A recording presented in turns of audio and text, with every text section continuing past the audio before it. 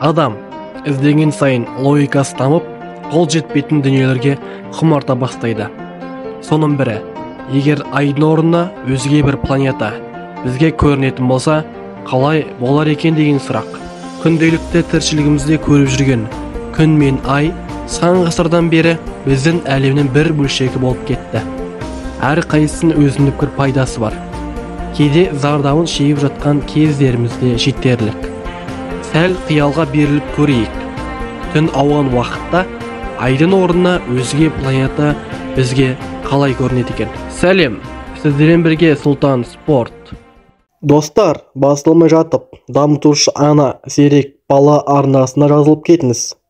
Себебі ол жерде балаларға дамытушы ойындар ұйымдастырады. Баламен пайдалы уақыт өткізе алады. Дамытуға арналған видеоларды көре аласыз.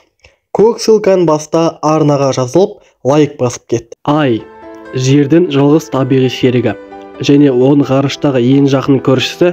Сірә, ай планетамызға өлшемі Марспен бірдей нысан құлаған кезде пайда болған. Апат миллиардтаған жыл бұрын болған. Ол жерді балқылатқан шарға айналдырды және орбитаға үлкен материя бөлігін лақтырды. Ол салқындап дөңгелек пішінді болды.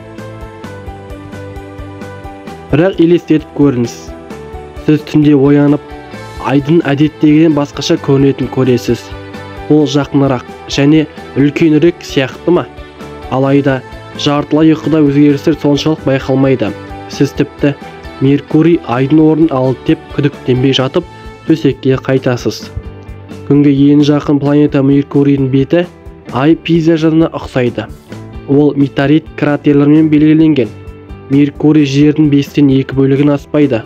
Дегенмен ол айдан сәл үлкенірек. Міне, сондықтан планета жерге көбірек әсер етеді. Түндер жарқырап, толқындар күшейеді. Толқындар да күшейеді. Ай секілі, айдың дәлірек айтқанда Меркурийдің барлық фазаларынан өтетін кезең. Венера ше. Біздің таныс жер серігіміздің орнын күн мен айдан кейінгі үшінші ең жарық табиғи нысан алса ше.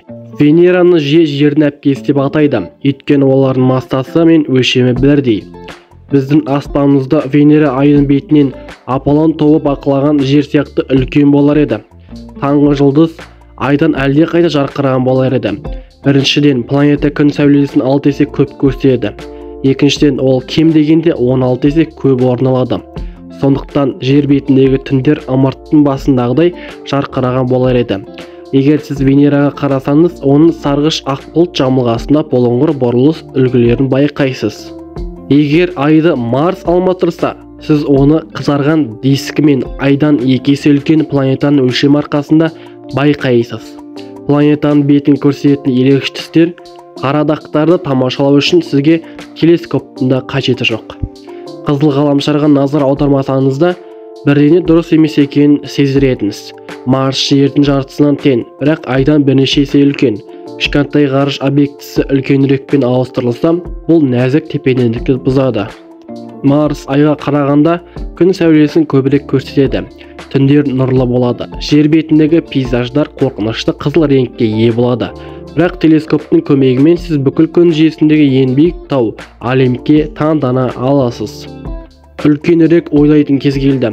Егер айдың орнын Юпитер алса, жер тәуелсіз планета ретінде өмір сүруін тоқтатар еді. Ол күн жүйесіндегі ең үлкен планетаның серігіне айналар еді. Бірақ жақсы жаңалықтар да бар. Бұл жағдайда адамдар таңғажайып суықтың аспанын көру мүмкіндігіне ие болар еді.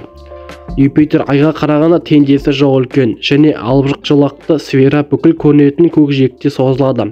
Егер уақытыңыз болса, Юпитердің атмосферасында қалқып жүрген сары, қоңыр, қызыл және ақ бұлттар тамашалай аласыз. Өкінішке орай, газ гигантының тартылыс күші бірден жер сілкінісі, жанартау атқылау және цунамиге әкеледі. Жердің қыртысы мен мантиясы Юпитерге қарай тартыла бастайды, жер жарылып кетіреді. Планета әртүрлі бағытта 90 метрге қысылып созылатын еді. Өкінішке орай, жердің жылдамдығы Юпитердің орбитасында қалу үшін қажет жылдамдықты 10% ғана құрайды. Дәл осы себепті бір күннен аз уақыт ішінде біздің планетамыз газ гигантына соқтығысады. Айдың орнына Сатурн болса, бұл ұмытылмас көрініс болар еді. Планета біздің жер серігімізден 35 есе үлкен. Алтын шар аспаннан 18 градусын алып, атақты сақиналар көкжиектен көкжиекке дейін созылатын еді. Жер газ гигантының орнын серігі Дионнан сәл алыстырақ болар еді. Ал Сатурн біздің планетадан әлдеқайда күшті болғандықтан, жер оның серігіне айналады. Өкінішке орай жердің айналу жылдамдығы жеткіліксіз. Уран да, Нептун да мұз алыптары. Олардың өлшемі шамамен бірдей, жерден үлкен, бірақ Сатурн мен Юпитерден кіші. Екі планетада мұзбен жабылған және әдемі жасыл сұр реңкке айналады. Егер олардың біреуі айды ауыстырса, оның салдары бірдей болар еді. Ендеше тиынды аударайық, жарайды. Бір күні аспанда Нептунды көрсеңіз не болатынын көрейік. Нептун айдан 14 есе үлкен. Ғаламшар күндіз ғана емес, түнде де үлкен ашық көк шарыққа ұқсайтын еді. Сізге Нептун күннен 15 есе үлкен болып көрінетін, және сіз күн тұтылуын айды күн алмастырса жерді ең қайғылы жоғалып кеткеннен кейін біздің планетамыз 1,5 сағаттан астам қараңғылықта болады. Өзіңіз бағалаңыз. Біздің планета мен оның серігі арасындағы қашықтық шамамен 386 мың шақырым. Бірақ Меркурий күннен 45 миллион 69 миллион километрге дейін бөлінген. Ал қашықтық орасан зор болса да, Меркурийдің беті күйіп кеткен шөл. Ғаламшардағы температура айырмашылығы орасан зор. Түнде -73 градустан күндіз +426 градусқа дейін.